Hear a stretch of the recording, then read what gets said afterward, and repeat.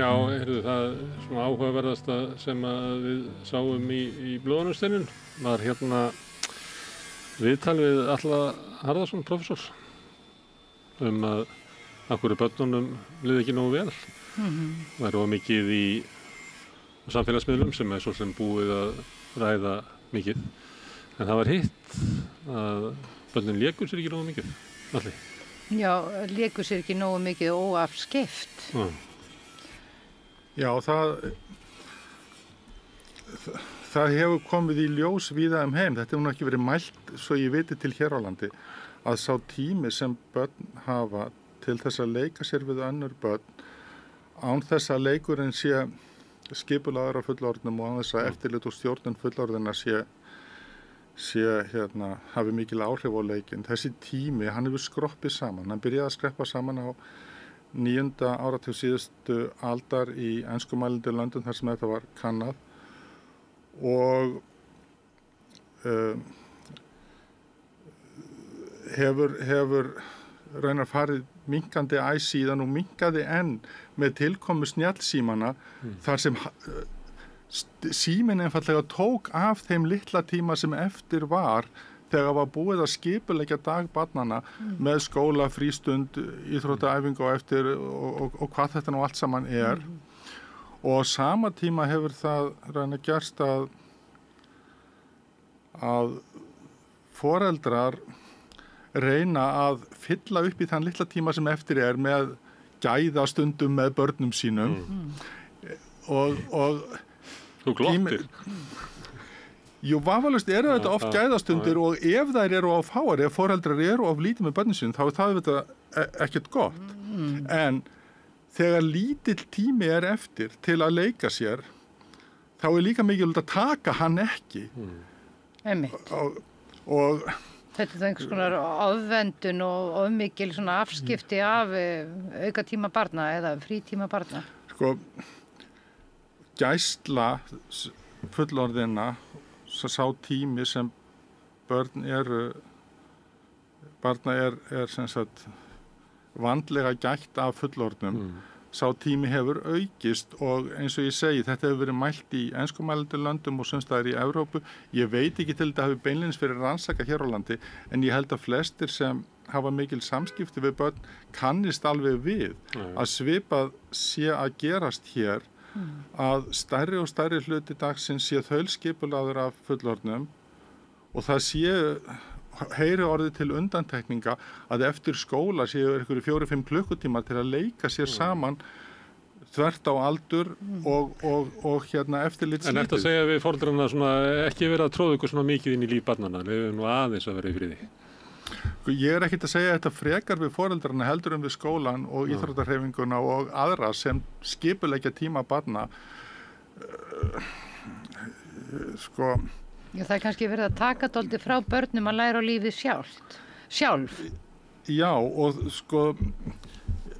ef hluti skóladagsins væri frjáls leikur, þá mætti tíminn eftir skóla vera meira skipulagður.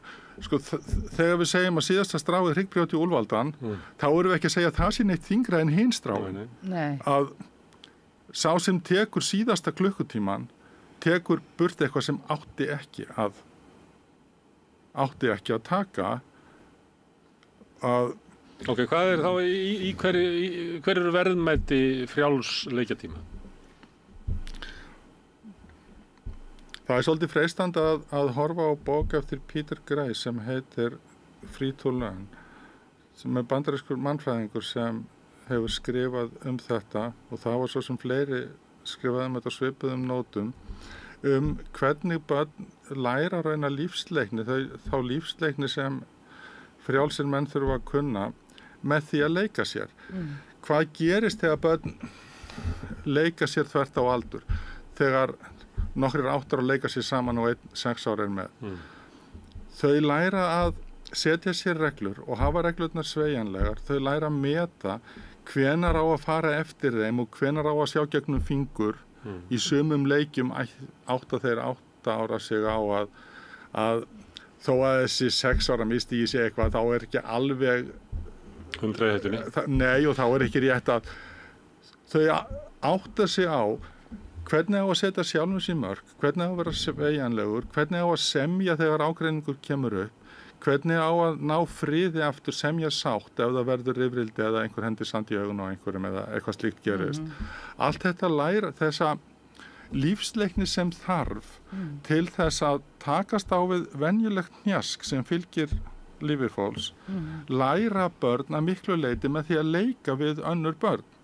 Og það svolítið broslegt að þegar fólk áttar sig á því að börn mörg skortir þessa lífsleikni, þá dettur þeim í huga það sé sniðugt að bjarga málunum með því að lengja skóladaginn ofurlítið og kenna til dæmis tilfinningagreind ofan á allt annað, eitthvað sem fullorðnir kunna svo sem ekkit frekar en börn, í staðinn fyrir að spyrja sig hvort við ættum ekki að gera bara heldur minna frekar en meira. Einmitt. Ég rík alveg svona aftur í það þegar ég var lítil stelpa og þá man ég eftir því maður var að byrja að vera út að leika með stóru krökkunum, þá fekk maður að vera súkkulaði sem var það að reglurnar voru ekki eins þungar fyrir mann meðan maður var lítill og svo var það svona dálítið skemmtilegt þegar maður eldist og fór að gefa öðrum færi á því að vera súkkulaði því þau voru að læra að fóta sig inn í leiknum og þurftu kannski ekki að skilja hlutina og þetta kennir líka samhygð og tillitssemi og Já, það nokkuð sem mannfræðingurinn sem ég nefndi, Peter Gray, talar að leikurinn kennir fólki að vera minna sjálfhverf, að vera minna sjálfhverf og svona samstilla hug sinn, hug annara, kennir fólki að vera félagsverur en kennir því líka að takast á við hnjask og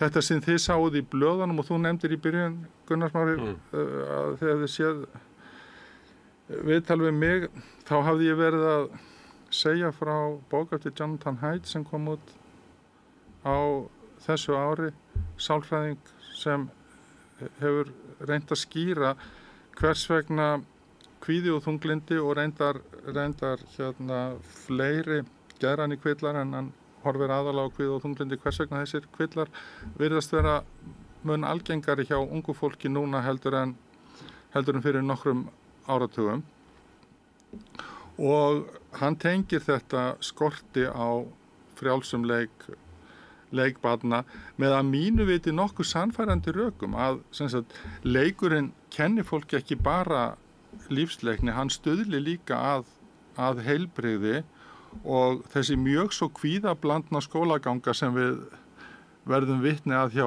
allt og mörgum krökkum núna að vaxandi kvíði tengist því að fólk læri ekki að bregðast við öllu þessu minniháttar hnjaski sem fylgir mannlegum samskiptum. Að einhver segi við mann ljót orð, einhver hendi sand í augun á manni, einhver fari í fílu, einhver verði reiður, einhver skelli hörðum. Þetta allt sem gerist í leikjum barna. Og fólk lærir að takast á við það, lærir að átta sig á hvenær þetta skiptir einhverju máli, hvenær þetta léttvægt, hvenær við hæfa að bregðast eitthvað við og hvenær bara skynsamlegt að vera fljótur að fyrirgefa.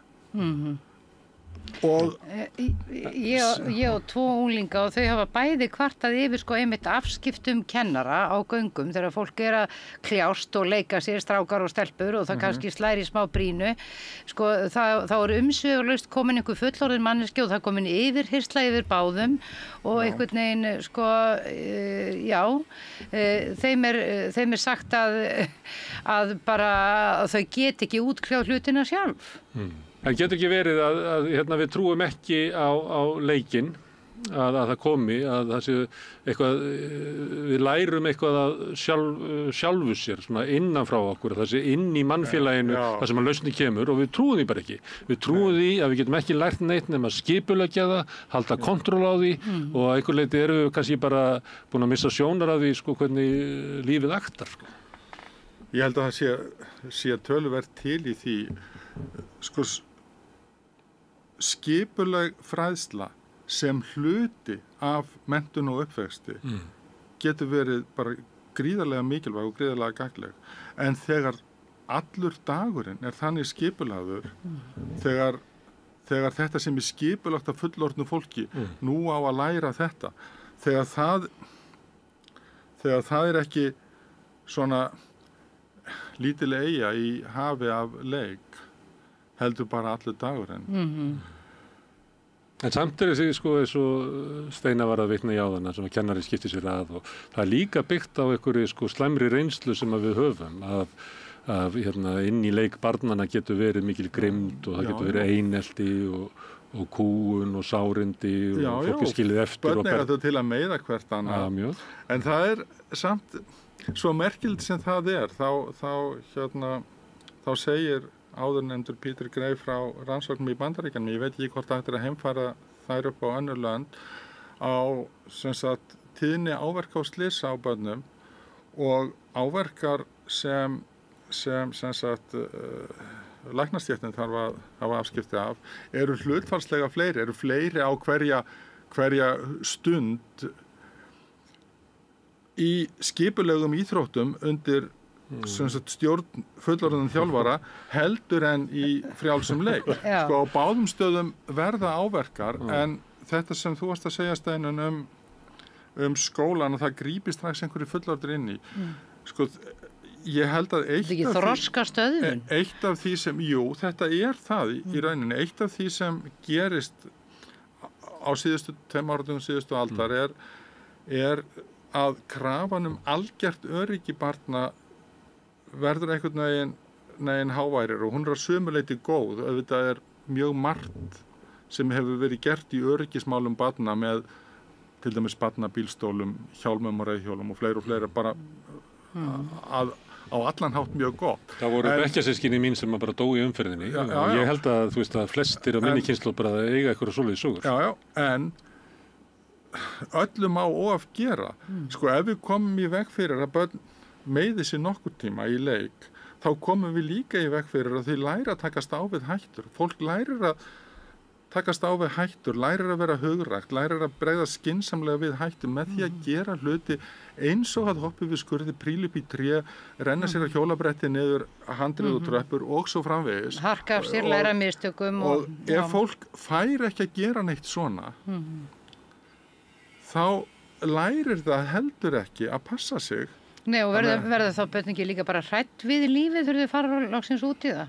Og einangra sig þá frekar það er það sem Jonathan Haidt segir. Ef fólk fær ekki þetta umhverfi þar sem eru hæfilegar hættur, þar sem eru tækifæri til að vera með soldinn glannaskap, þá verði viðbrögð okkar við minniháttan hnjaski sem fylgir venjulegu mannlífi miklu kvíðablandari og meiri hætta á sem sagt á að kvíði komist á sjúklegt stig verði semst verulega hamlandi og eitt af stóru vandamálum æskunnar í dag er raunar vaxandi tíðni geðrænakvilla, kvíðaþunglindis, hugsanlega má telja þarna líka með ofvirkni og athyglisbrest. Það er svona svolítið álita mál hvernig það tengist þessu en við horfum upp á mjög vaxandi sókn í lyf við þessum kvillum og það sá fjöldi sem býr við skert lífsgæði út af þessum kvillum eða sjúkdóm eða hvað á að kalla þetta fer vaxandi og viðbrögðin eru sko enn sem komið aðalega af svipuðu tagi og viðbrögð við versnandi árangri á samræmdum prófum eða PISA-prófum að þeir fullorðnu geri meira, stjórni lífi barnanna meira, bæti við það prógram sem börnin gangi gegnum og svo að stjórnsýslan geri enn meira til að passa að þeir sem sinna börnunum gerða nú örugglega rétt, sé undir pressu, sé tékkað á þeim og svo framvegis og ef það er eins og mig grunar að börnin þurfi minna en ekki meira, þau þurfi einfaldlega meiri frjálsan tíma og minni stjórn, minna skipulag, minna eftirlit, þá erum við hugsanlega með þessum ráðstöfunum sem eiga að bæta líf þeirra og bæta námsárangur þeirra að fara í öfuga átt og ég held að við eigum að vera sem sagt opin fyrir því að við séum að fara í öfuga átt og ekki æða áfram og stjórna lífi barnanna enn meira og vera með enn meiri íhlutun og enn meira af þessu og hinu. En þegar þú var sendur út að leika þér, þá voru miklu fleiri börn. Það bara flæddu börn út allar íbúðir en núna það bara ekki þannig. Svo það bara ekki þannig. Þú getur sagt eitthvað barnabarninu þínu líka, það fara út að leika og það stendur bara eins og pallegir inn í heiminum. Það ekki úti. Nei, sko, til þess að vinda ofan að þessu þarf einhvers konar samantekin ráð. Sko, einn pabbi eða ein mamma sendir ekki sitt eina barn út að leika sér ef það eru engin önnur börn og ef nágrannarnir halda bara að þetta barn sé vanrækt og hafa jafnvel samband við barna. Já, einmitt. Þú ert ekki að við barnið. Nei, hér þarf samantekin ráð og þau þurfa held ég að vera af nokkrum gerðum. Það þarf í fyrsta lagi í stórauknum mæli að hugsa skipulag þéttbýlis, skipulag hverfa þannig að börn geti komist fótgangandi eða eldri börn á reiðhjóli á staði þar sem börn geta safnast saman í umhverfi þar sem býður upp á leiki en samt þokkalega öruggt. Það eitt. Annað að skólinn sem að nokkru leyti hefur það hlutverk að bara annast börnin meðan foreldrar eru í vinnu því að yfirleitt vinnustaður foreldra ekki aðgengilegu börnum þannig að þetta sé að hlaupa til pappa og mömmu eins og var hægt í litla þorpinu í gamla daga þegar eitthvað kemur upp á að skólinn hann hefur það hlutverkur en að annast börnin og svolítið frístund við eftir skóla þannig að vinnudagur foreldrana svona mestuleyti dekkaður af þessum stofnunum og þær eru skipulagðar út frá fyrirfram ákveðnum viðfangsefnum, stundatöflu og skipulagi. Kannski ætti bara hálfur dagurinn að vera svoleiðis og hálfur dagurinn í þessum stofnunum að vera allt öðruvísi. Einmitt, þar sem að börnin hefur meira frjálsræði innan skólans við að dunda við það sem að þeim finnst áhugavert eða skemmtilegt. Því við auðvitað sendum ekki 6, 7 og 8 ára bara eitthvert meðan pappi og mamma eru í vinnu og kom ekki heim fyrir klukkan 5 eða eitthvað. Nei.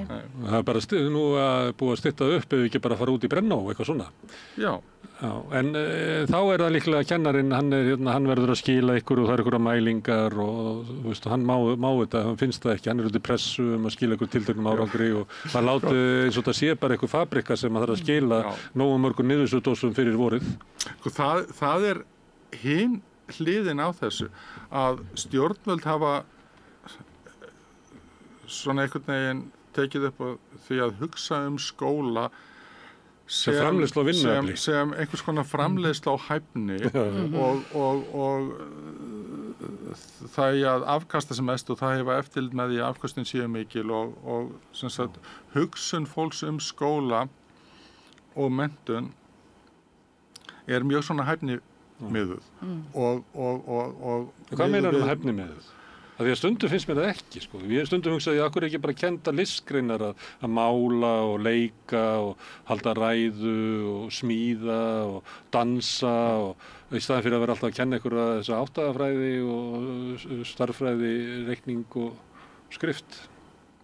Hvað áttu við með hæfni? Hvað sem hæfni? Sko. Þekkingu. Þetta tala þá mælingarnar eða? Nú Því mér finnst stundum eins og sé ekki áherslu á svona sem ég myndi kalla persónulega hæfni. Þetta erfið spurning og þess vegna held ég verði bara að leyfa mér flókið svar. Okay. Hugtaki menntun hefur tengingar í ýmsar áttir. Þetta eitt af þessum svona stóru hugtökum í menningu okkar. Svona við hliðin á frelsi og lýðræði og siðferði og menntun svona stórt þykkt hugtak með tengingar í ýmsar áttir. Menntun tengist vissulega hæfni til starfa. Hún tengist líka siðferði, hún tengist líka heilbrigði og hún tengist líka frelsi því að geta ráðin sínum, tekið ákvarðanir, framkvæmdar. Hefur tengingar svona við ýmis stór gildi. Áherslan í menntamála, sko í menntapólitík síðustu áratuga á hæfni til starfa. Og svo áhersla ekki röng ef hún í hæfilegu jafnvægi við áherslu á heilbrigt líf, á gott siðferði, á að vera frjálsmaður og kunna sjálfur fótum sínum forráð og geta látið sína eigin skynsemi ráða ferðinni í sínu eigin lífi. En menntastefna sem leggur ofur áherslu á þetta hæfni til starfa, og nú ég ekkert að segja með því að skólar í rauninni gerir fólk eitthvað ofboðslega hæfa til starfa. Nei. Því að sko stefnan næri ekkert fram að ganga, framkvæmdin meira og minna mislukkuð, en í orði kveðnu snýst... Verið að reyna að breyta öllu börnunum í háskólaprófessora? Nei, eða í vinnuafl sem kann einhver, sem sagt, hvað maður segja, kann einhver gagnleg störf og getur unnið þau vel, allt í lagi.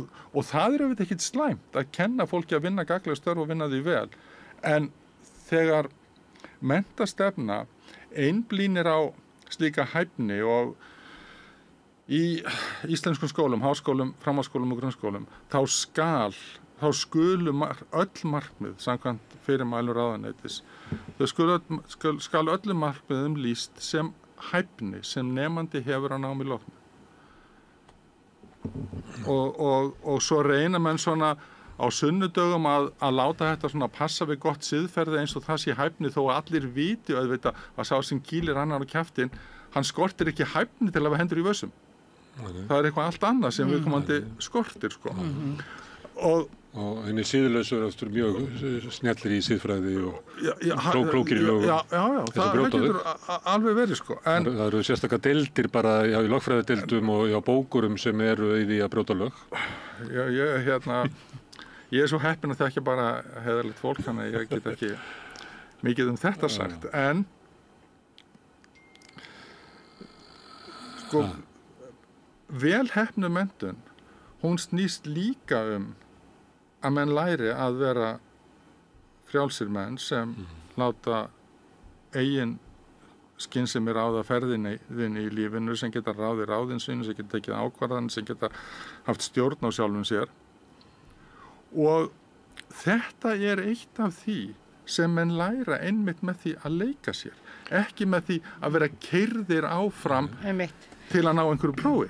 Ég var að hugsa að þegar við vorum svolítið að ræða hérna, að því ég var elstur í samtali hérna og var að tala eins og að ég hefði sko muna tíman fyrir nýfrjálshyggjuna, og mér minnir að þegar ég var ungur og þegar ég var bara barn og unglingur, að þá hafi eiginlega hugmyndin verið svo að ef ég gerði bara það sem mér langaði í lífinu, að þá var það best fyrir mig og samfélagið. En núna erum við einhvern veginn í svona tímabili þar sem að fólk verður að fara einhverja tiltekna braut til þess að sko lifa af í samfélaginu. Þannig eins og að við höfum einhverlega mist svona hugmyndina þetta traust á það ef að þú bara eltir... Að við getum valið sjálf með. Já, að þú bara eltir hjartað þitt og auðvitað við bara ræðum saman að þá komum við einhverju svona niðurst eins og einhver leyti sé þetta farið og við séum alltaf að reyna að lifa okkur upp í einhverju andskota skapalón, sko. Kannski ég bara nostalgískur. Ég held að ég muni líka menntakerfi sem var meira í anda blómabarnanna og það sem svona einhvern veginn þessi harka sem einkennir nútímann var ekki eins áberandi. En ég veit svo sem ekki. Ég að velta hvort þetta sé sko tímabundin breyti, þetta sé breyting sem tekur mið af sko samfélagsbreytingum okkar eða hvað þetta okkur þetta byrjar að gerast á 10. áratugnum í enskumælandi löndum sem eru náttúrulega þau lönd sem harðast stigu inn í sko svona efnishyggju og einstaklingshyggju nýfrjálshyggjunnar. Þetta þannig vandamál eða þetta kultúrískt vandamál eitthvað sem tengist í að við horfum öðru í svo börn því að nú eru þau orðnir færri og við viljum setja á þau hjálma Ég hugsa að það sé margt á seiði samtímis og eitt af því að þetta flest pör eiga færri börn og þar sem systkinahópar eru stórir þar verður einhvern veginn leikur þvert á aldur svona einhvern veginn sjálfsagðari. Eitt af þessu einfallega bara skipulag borga og bæja.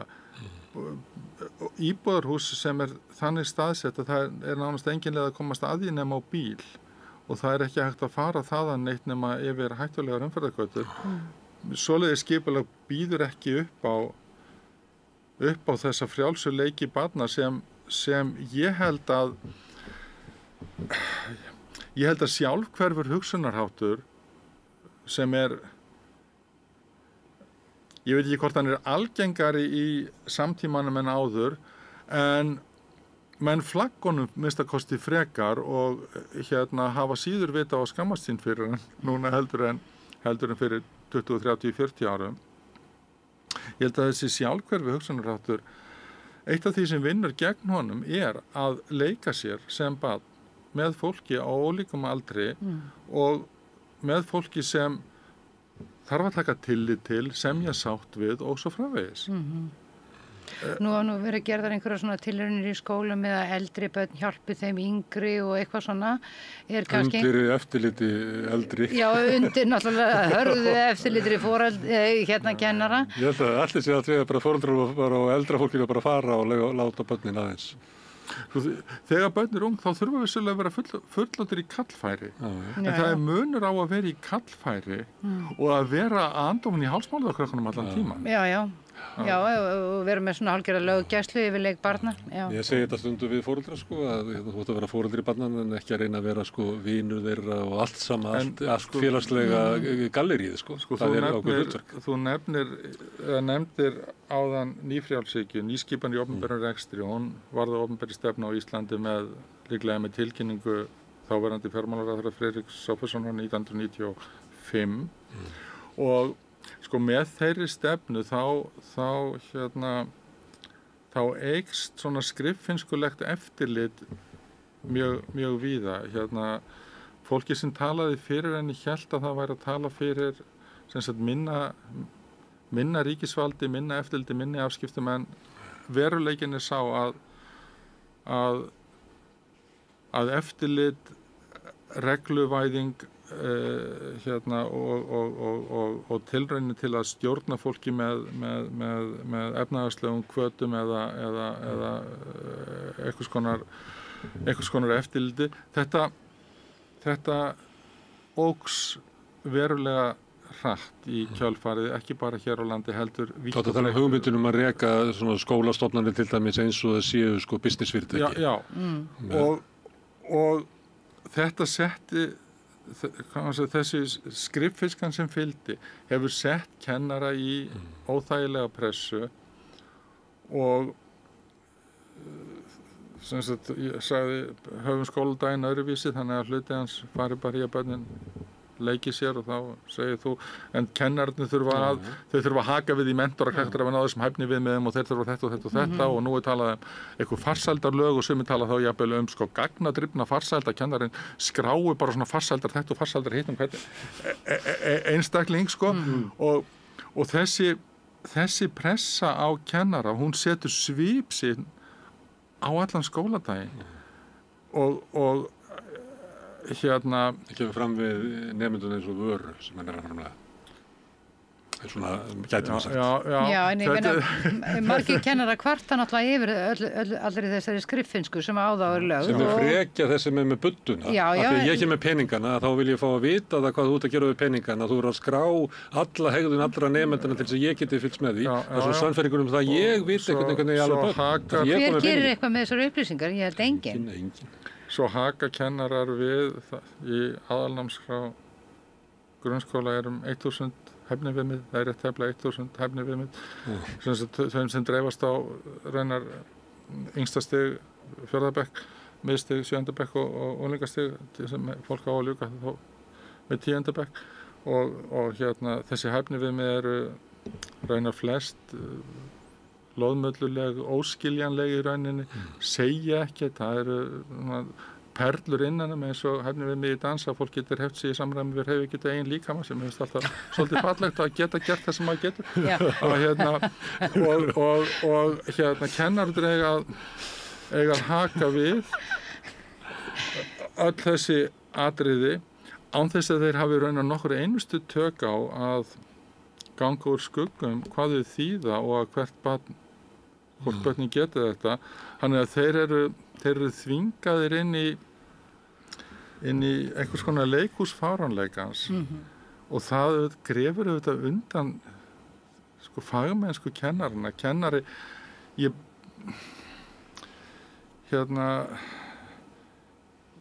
held að flesti kennarar sem endast í starfi hafi aðalega áhuga á að gera eitthvað sem er gott fyrir börnin. Ekki aðalega áhuga á að haka við eitthvað eða í einhverjum skýrslum. Nei, og þegar tíminn fer í eitthvað svona, þá held ég að sé svolítið hætta á að það safnist upp með árunum einfaldlega að gremja. En verður ekki bara kennarar sem eitrar skólastarfi? Verður ekki kennarar bara að skera upp herur gegn þessari fáránlegu aukavinnu sem snýst ekki nokkuð skapaðan hlut? Mér finnst stundum það sem kjarabaráttu kennara, þessi Bandaríkjunum, það sem fóru svona kennaravörk eins og svona bara einhver bylgja, það sá maður að í kröfugerðunum var eiginlega bara orðinir fremstar, voru bara kröfur að skólinn sé bara boðlegur, Þá voru þau bara að verja, það var svona eins og stéttin upplifið að skóla, bara kerfið að hrynja í okkur og með okkur. Að verja skólan sinn, gera sem gott umhverfi fyrir börn til að sturluð að vera inn í þessu systemi. En ef við megum aðeins tala lestur og lesskilning og svona, ég þekki 2 konur á tíræðisaldri sem að báða voru barnakennarar. Og þær segja bara, þær skilja illa vanda nútímans með það að sé svona erfitt að kenna börnum að lesa, nema hvað þær hafa merkt að aðferðir kennarar nú við að kenna lestur séu orðnar svo flóknar. Það er að segja hvernig kennurum er kennt að kenna lestur, séu orðið svo flókið og mikið þvælu tröms að það sé bara ekki fyrir hvítan kött að skilja það. Kannist þið eitthvað við þetta? Eru kennslu aðferðirnar öðruvísi? Heldur þar voru? Er orðið mjög flókið fyrir kennara nema að læra að kenna lestur? Ég þor ekki að fullyrða neitt af eða á þetta, en það hefur gerst á undanförnum árum að fleiri og fleiri börn telja sig með réttuðaröngu vera með námsörðuleika. Lesblindu, talnablindu, einhverja og ég ætla svo sem ekki að útiloka að þetta sé þá bara veruleikinn og það getur verið svo sem skýringar á því, ég veit ekki hvaða áhrif mikið unnin matvæli og stuttur svefntími og fleira hefur á uppvöxt barna. Það getur alveg verið að það sé eitthvað í umhverfinu sem veldur því að nú séu fleiri en áður með einhver svona sértæk vandamál rétt eins og nú eru fleiri en áður sem... Þið langar til að halda þið fram að börnin leiti skjóls í þessu vegna þess að þau hafi ekki styrki til þess að fara yfir eitthvað skref sem hefðu lært í ég held að hluti af skýringunni, ég þori ekki að segja hversu stór hluti því að þar sem ég er prófessor að atvinnu þá má ég eiginlega ekki fullyrða neitt nema að það séu rannsóknir að baki. Þannig að nú verð ég að segja þetta er eitthvað sem ég held, ég get ekki fullyrða, ég get ekki verið viss um það. Ég held að kvíðablandin skólaganga barna sem hafa ekki lært gegnum leik að lifa við þann hnjask sem fylgir hversdagslegu lífi. Svo skólaganga verður kvíðablandin og þegar börnin bíða einhverja ósigra, þau get ekki leyst eitthvað verkefni, þau ráð ekki við eitthvað, þau ná ekki að fylgjast með í nokkra vikur, þau eru eitthvað aðeins á eftir, þá er það mjög freistandi fyrir þau að fá einhvern veginn að vera það sem þú kallaði súkkulaði eða var kallað einu sinni gull eða stikkfrí með því að fá fullorðna samfélagi til að samþykkja að þau þurfa ekki að standa undir þessum kröfum. Og ein leiðin til að fá það er að fá einhvers konar greiningu. Hvað vaxandi eftirspurn eftir greiningu bæði á námsörðurleikum og geranum kvillum, hvað hún skýrist að miklu leyti af einfaldlega skort á frjálsum leik, þori ég ekki að segja, en ég held að það sé vitandi það að allt frá steinöld hefur þorri mennskra barna vaxið úr grasi í leikjum við önnur börn, að þora að taka þetta af þeim á þess að vita hvað það þýðir og hvaða afleiðingar það hefur. Mér finnst það að vera ansi glannalegt og eitt af því sem ætti að prófa til þess að bæta líf og heilsu barna er einfallega að gefa þeim miklu rýmri tíma til að leika sér við önnur börn og það getur þýtt að taka sumt af þeim. Það þýðir ekki bara að þau fái. Það getur þýtt að við þurfum að taka af þeim til dæmis snjalltækin. Þú vilt taka það, þú vilt ekki taka nesti af þeim með skóla. Nei, ég vil nú ekki svipta þau næringu. Ég hef reyndar áhyggjur af því að skólamáltíð verði aðalega mikið unnin matur sem er ekki kannski nógu hollur en við skulum vona að þær áhyggjur séu ástæðulausar. En við vitum ósköp vel að þegar snjallsímar verða almenningseign þá byrja PISA-niðurstöður að hrapa ekki bara á Íslandi heldur allan heim í öllum OECD-löndunum og sem sagt þær eru í ágætulagi 2009 þá heldur nánast engi krakkar með snjallsíma og Facebook og svoleiðis. 2012 byrjar þetta að hrapa og svo 15 hrapa meira, 18 hrapa meira og svo bara niður og hvað hefur breyst frá og með 2012 í lífi barna vítt og breytt heiminn? Það er aðalega þetta að þau eru með augun á skjánum stærri og stærri hluta dagsins. Skjátími þeirra hefur stór aukist frá því að flest heimili höfðu bara tvo skjái, heimilist tölvuna sem þar sem var eftir að horfa yfir öxlina á fólki hvað það var að gera og sjónvarpið sem var líka í einhverju almannarými. Nú er skjátími orðinn miklu meiri og það er mjög lítið eftirlit með því hvað börn gera við þennan skjátíma. Samfélagsmiðlarnir segja að þeir séu bara fyrir 13 ára og eldri en þeir eru fyrir alla sem haka við að þeir séu 13 ára. Já. En það er engin, það er ekkert spurt nafnskírteini eða neitt svoleiðis og þar vantar eftirlit fullorðinna. Þú hefur ekki þurft að falsa nafnskírteini þegar þú varst ung. Nei. Í þessum veruleika.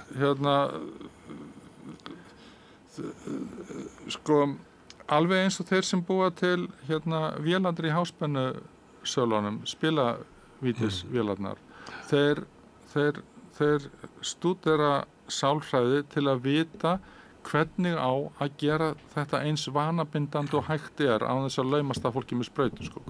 Hvernig er hægt að gera þetta eins vanabindandi og hægt er? Samfélagsmiðlarnir virðast hafa leikið sama leik að reynt að gera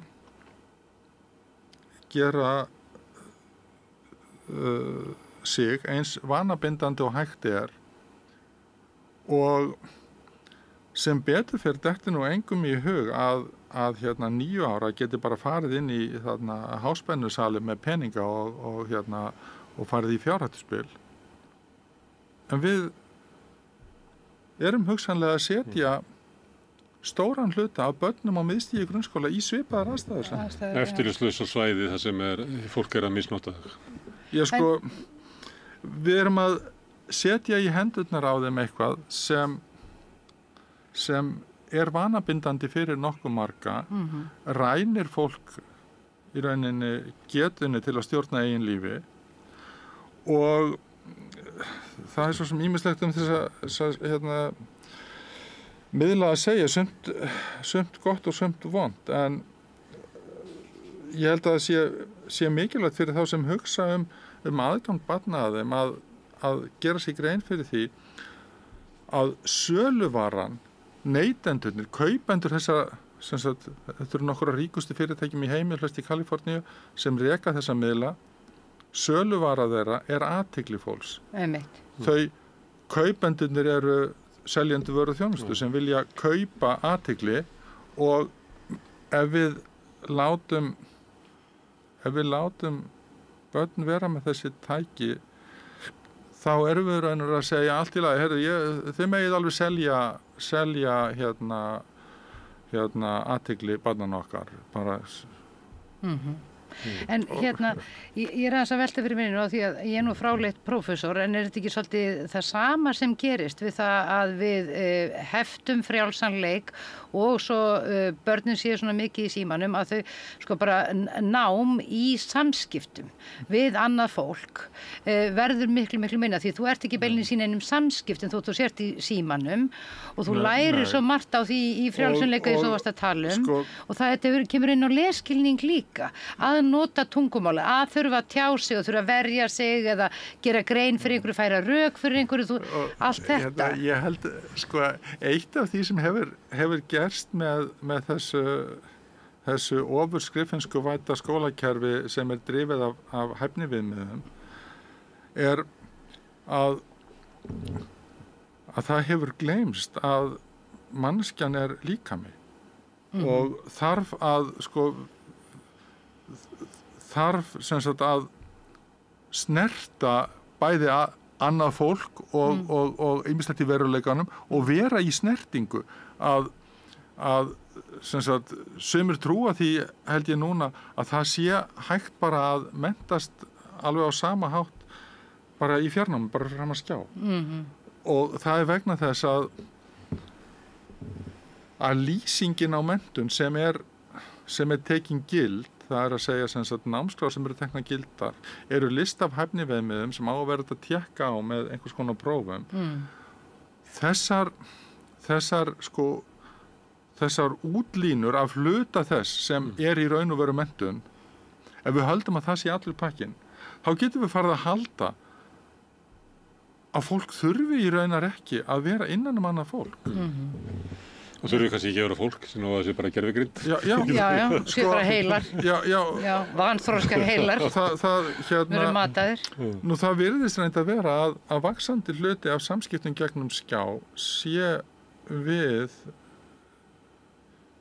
í rauninni gervi persónur og Já, þá vantar íslegt upp á mannleg samskipti. Já, það þetta komna víðar. Ég var ætlaði að kaupa viðbótartryggingu fyrir dóttur mína sem var að fara út á hestamót og hafði samband við VÍS. Já. Og það ég sá ekkert símanúmer, þannig ég skrifaði bara eitthvað, sagði þetta, vantaði svona viðbótartryggingu, hún var í 3 daga á hestamóti og 10 daga í ferðinni og eitthvað svona. Og þá kom svona póstu tilbaka, takk fyrir að hafa samband við VÍS, við erum að vinna í þínum málum. Svo daginn eftir kom aftur, heyrðu, við erum ennþá að vinna í þínum málum og eitthvað svona. Og ég svara, heyrðu, ég hringdi bara í annað tryggingafélag og þau reddu þessu bara í símtalinu. Og þá kom svona, já, heyrðu, já, gott að heyra það, þú er búin að fá lausn á þínum málum. Svo kom, viltu gefa einhvern á samskiptin þín við VÍS frá 1 til 10 og þá var ég bara að byrja að tala við ykkur af vél. Þú ert að tala við botta. Já, sem að tala en ekki að gera neitt. Það bara En heyrðu, að því við erum að tala að börnin að leika sem hvað nú við vandamálið náttúrulega foreldrarnir og fullorðna dottið inn í skjána og eitthvað fleira. Eigum við að leika okkur meira? Leikur þú þér? Já, reyndar ger ég það, en hluti af þeim leikum sem ég leik nú reyndar á skjá, tölvuleikir, en þannig að ég bara eins og flestir aðrir, en jú, auðvitað, Já, það þannig í þessu örófi alda að börnin læri leik og svo maður bara orðin ég held að sé mjög mikilvægt. Útskrifar úr leikjunum? Sko, ég og kona mín, við spilum á spil saman og hlæjum stundum eitthvað lifandi sóskupum með hann, þannig að svoleiðis, og ég leika auðvitað við barnabörn mín og þeir leikir eru svona býsna jarðbundnir. Það síðasta sem ég gerði sem var verulega gaman var þegar ég fór með sonardóttur minni sem að verða 30 ára út að hoppa í poll. Kona mín var nú ekkert alveg ánægð þegar við komum inn rennblauð bæði, en jú, ég get alveg hoppað í poll. Það bara...